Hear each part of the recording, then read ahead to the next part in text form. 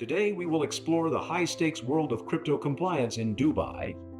The city's regulator of the virtual assets sector, Vara, has a clear framework, but navigating the compliance requirements could be a challenge for companies operating in the virtual assets sector.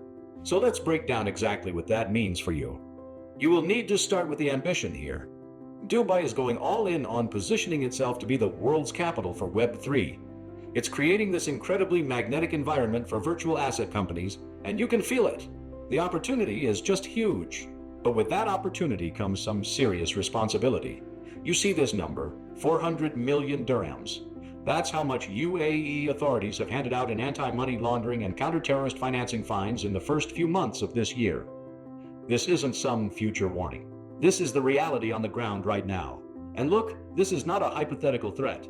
Vara is already taking action.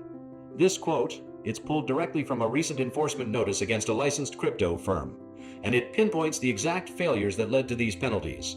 So the real question is, how do you make sure this isn't you? Well, the solution begins with your core team.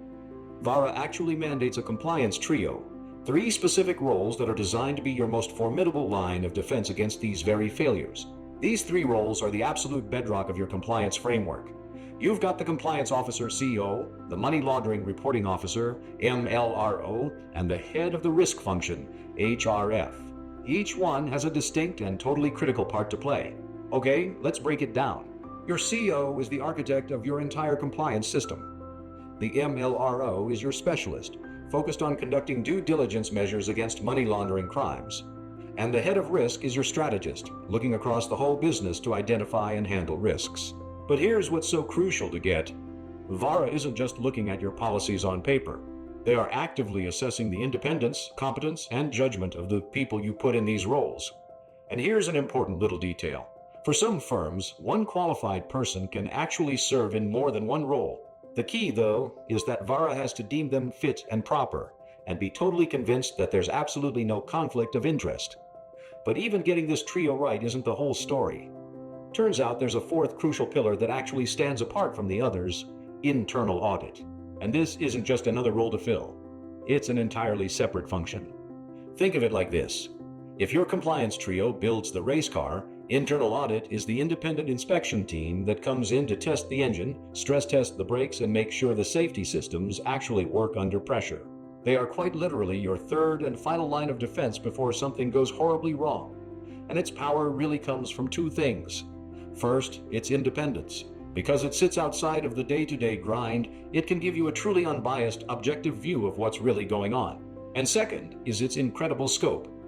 A proper audit can and should poke into every single corner of your business, from your tech custody solution all the way to your finance and operations.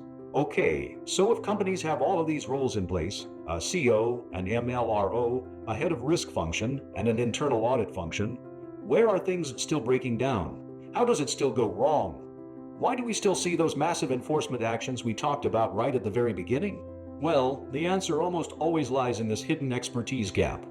See, on one side, you have your tech geniuses who live and breathe blockchain, wallets, and token flows. And on the other, you have your regulatory experts who know the legal frameworks and AML rules inside and out. The failure happens in a huge empty space right between those 2 worlds. And that brings us to what might be the most important takeaway from all of this.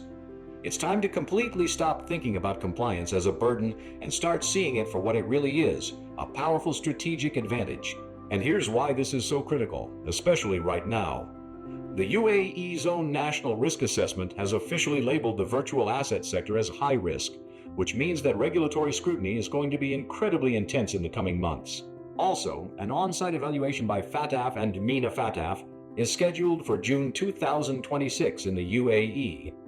And because of this on-site evaluation, part of the UAE Mutual Evaluation Report, enforcement actions by Vara and other authorities responsible for fighting against financial crimes will go further up.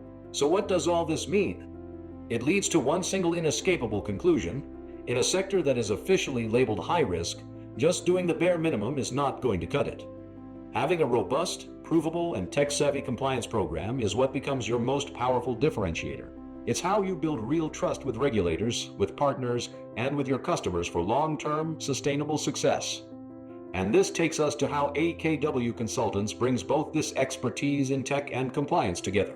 AKW Consultants has a team of top-notch engineers and technologists delivering high-end RegTech solutions that are AI and ML based. It has worked extensively on supply chain transparency projects and on evaluating blockchain technology in real-world compliance use cases. However, AKW Consultants is, at its core, a regulatory compliance firm.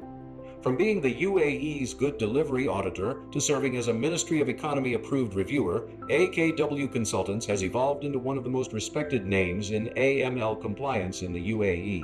It has also designed the AML framework for the first licensed cryptocurrency trading company in the country. This dual expertise in both technology and compliance enables AKW Consultants to transform regulatory compliance as your engine of growth.